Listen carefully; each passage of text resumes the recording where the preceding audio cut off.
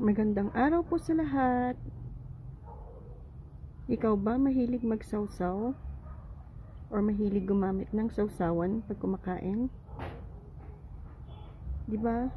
Napapasarap kasi ang pagkain pag meron tayong sawsawan. Sa ating mga Pinoy, madalas gumagamit tayo ng sili. Sili kapag kumakain. Ayan, may sili po ako dito para sa mga mahilig sa mga sili. Ito po ay ang siling habanero. Nasubukan ko na po ito. Dinagdag ko siya sa toyo at kalamansi. Or hindi naman po sa bagoong at kalamansi. Ayan. Maanghang po siya. Masarap at mabango. Parang ako lang. Ay, joke. Hindi pala ako maanghang. Ayan.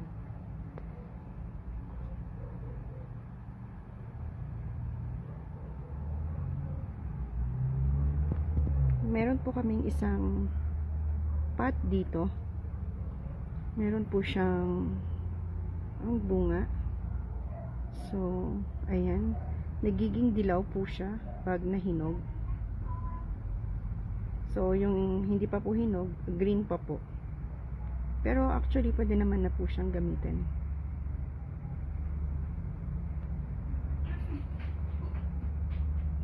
So, noong una po, binigyan lang po kami ng aking pinsan ng isang pot, yung kanyang mother plant. Pero, nung nagbunga po siya, tinanim namin yung mga buto. So, nagkaroon po kami ng mga 3 pot. Ayan. Pero dahil po sa sunod-sunod na pag-ulan, nakalbo na ang kanyang mga dahon. Pero at least, andito pa rin po yung bunga. Ayan. Kaso nga lang po, medyo nasisira na po itong isa. Ay, itong dalawa. Okay pa naman yung iba. So, ayan po. At andun naman po yung isa. Ito siya. Ayan. And speaking of sawsawan, ang sawsawan po ay inihahalo sa pagkain para lalong sumarap. Kaya ikaw, opo, tama, ikaw na nanonood, huwag kang makisawsaw sa buhay ng may buhay. Kasi, di mo naman kakainin yun, di ba? Napapasama ka lang, or mas mapapasama yung buhay ng sinasawsawan mong buhay. Kaya, huwag makisawsaw. Ang pakialaman mo ay yung buhay mo. Kung paano mo mapapabuti ang iyong buhay. Intindihan mo? Ayan.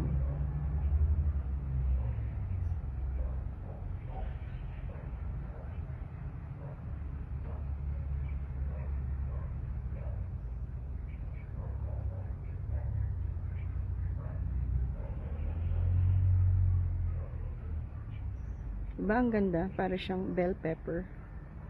Yung bell pepper na dilaw. Kaso nga lang ito, sobrang mas maliit naman po siya kaysa doon sa bell pepper na yellow. At meron pang nagpapapansin doon na langgam.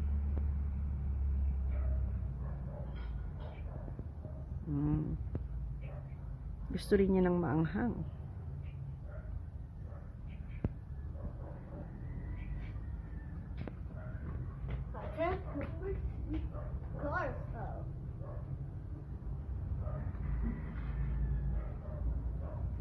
Ayan, ang aking siling habanero. So, kahapon nga po ay nakapag-harvest ako ng kanyang ibang bunga. Ngayon, ito na lang yung natira. Meron po tayong Limang natitirang bunga ng aking siling habanero. May isang pat pa dito, kaso wala siyang bunga. Wala na rin yung kanyang mga dahon, naglaglagan na dahil nga doon sa sunod-sunod na pag-ulan. Ayan, kawawa naman siya. Pero may isang maliit, sobrang liit na bunga. Ayan.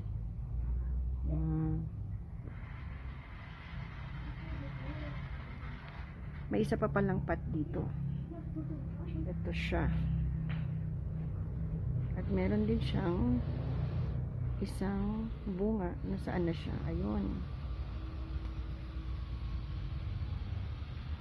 So, ayan po ang aking siling habanero.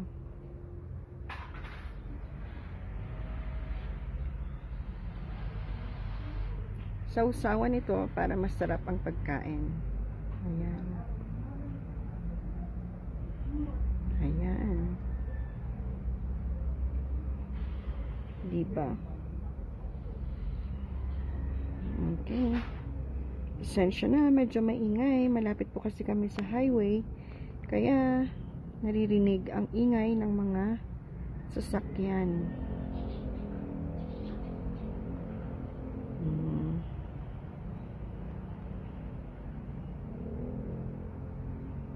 Actually, para sa akin, mas maanghang pa ito kaysa doon sa siling labuyo. Nagtatagal kasi yung anghang nito sa bibig. Yung parang nangangagat na anghang.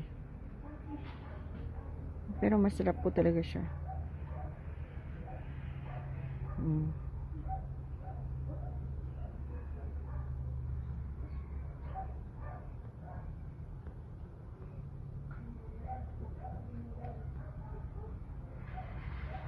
Okay.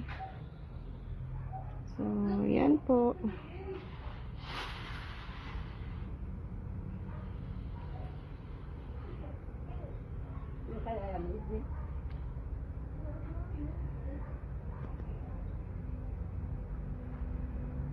Ang siling habanero.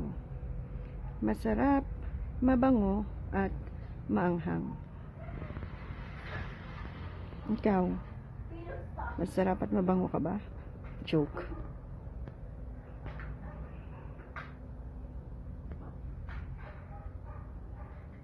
So, ayan po siya. Yung 5 bunga ng aking siling habanero. Maraming salamat po sa panonood. Please like, share, and subscribe. Thank you so much. Have a great day. Bye.